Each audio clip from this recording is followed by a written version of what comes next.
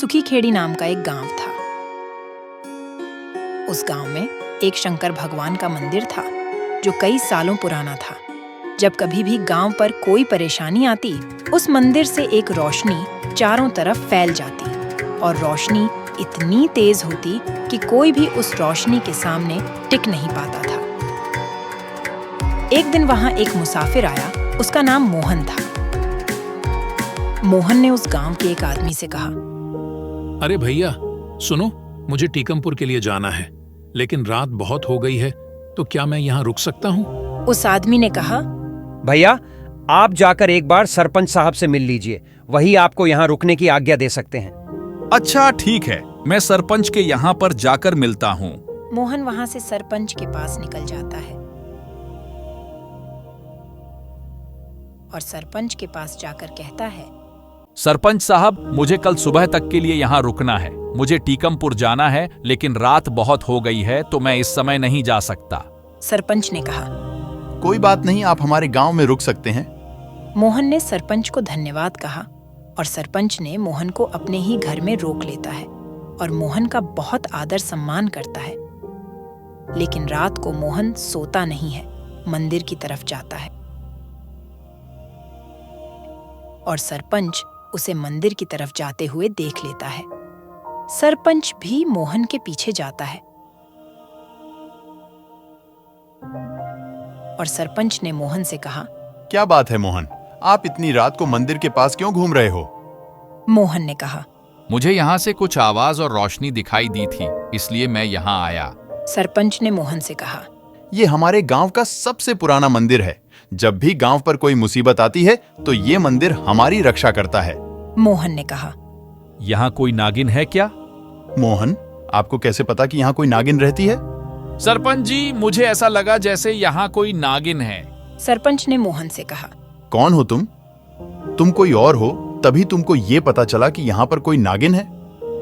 सरपंच की आवाज सुनकर और भी लोग आ जाते हैं। सभी लोगों में से एक आदमी ने सरपंच से पूछा, इतनी आधी रात में आप दोनों यहाँ क्या कर रहे हो? सरपंच ने गांव के लोगों से कहा, इसे हमने मेहमान समझकर अपने घर और गांव में रखा, लेकिन ये कोई साधारण इंसान नहीं है। इसे पता है यहाँ नागिन है। मैं सपेरा हूँ और मैं इस नागिन की तलाश में ही आया हूँ। मुझे किसी भी तरह ये इच्छाधारी नागिन चाहिए। इस इच्छाधारी नागिन को तुम यहाँ से नहीं ले जा सकते। इतने में इच्छाधारी नागिन सामने आ जाती है। इच्छाधारी नागिन ने सपेरे से कहा, क्यों आए हो तुम यहाँ? मोहन ने कहा, मैं तुमको लेने के लिए आया हूँ, चलो मेरे साथ। इच्छाधारी नागिन ने मोहन से कहा, मोहन, मैं तुम्हारे साथ नहीं जाऊंगी और सालों से मैं यहाँ हूँ और मैं यहाँ से नहीं जा सकती। इतना कहते ही जोर जोर से आसमान से बिजली कड़कने लगती है।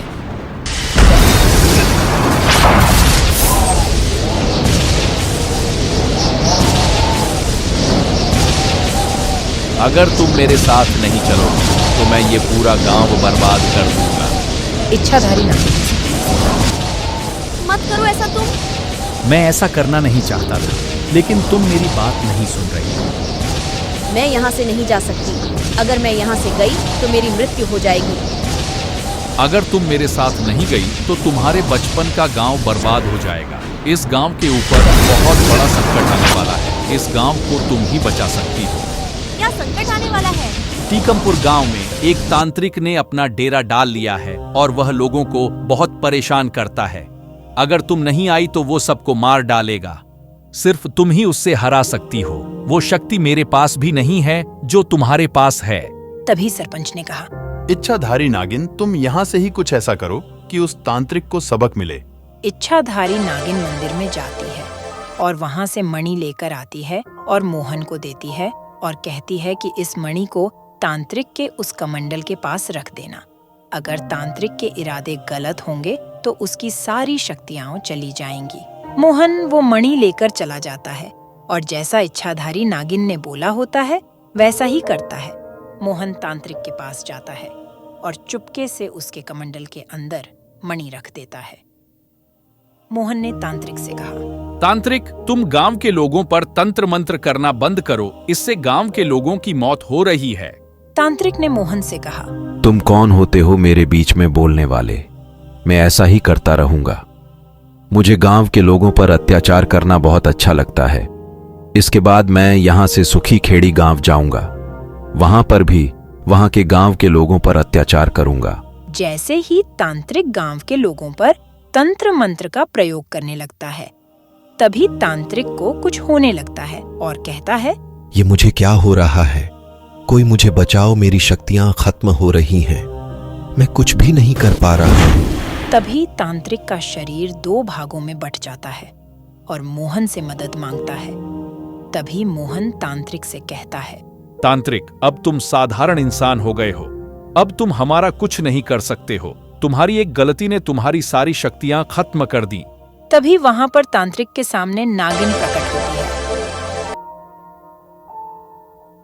और तांत्रिक से कहती है, ये तुम्हारे कर्मों का फल है। मोहन ने तुमको पहले ही समझाया था। तांत्रिक ने कहा, नागिन, मुझे माफ कर दो, मुझे बचा लो और मेरी शक्तियां मुझे वापस कर दो। इच्छाधारी नागिन ने कहा, मैं तुम्हारी जान बचा सकती हूँ, लेकिन तुम्हारी शक्तियाँ तुमको वापस नहीं दे सकती हूँ। जो होना था हो गया। अब तुम फिर से तपस्या करो और फिर तुम्हें तुम्हारी शक्ति वापस मिलेगी। तांत्रिक को ऐसा सुनकर अपनी गलती का एहसास होता है। वो सबसे माफी मांगता है और इच्छाधारी नागिन से भी माफी मांगता है। अब इच्छाधारी नागिन 2 गांव की रक्षा करती है। शिक्षा: कभी किसी का बुरा नहीं करना चाहिए। अगर आप किसी का बुरा करते हो तो आपका बुरा होता है, जैसे तांत्रिक का। दोस्तों, ऐसे ही प्रेरणादायक कहानियां देखने के लिए हमारे चैनल रोचक कहानियां को सब्सक्राइब जरूर करें। धन्यवाद।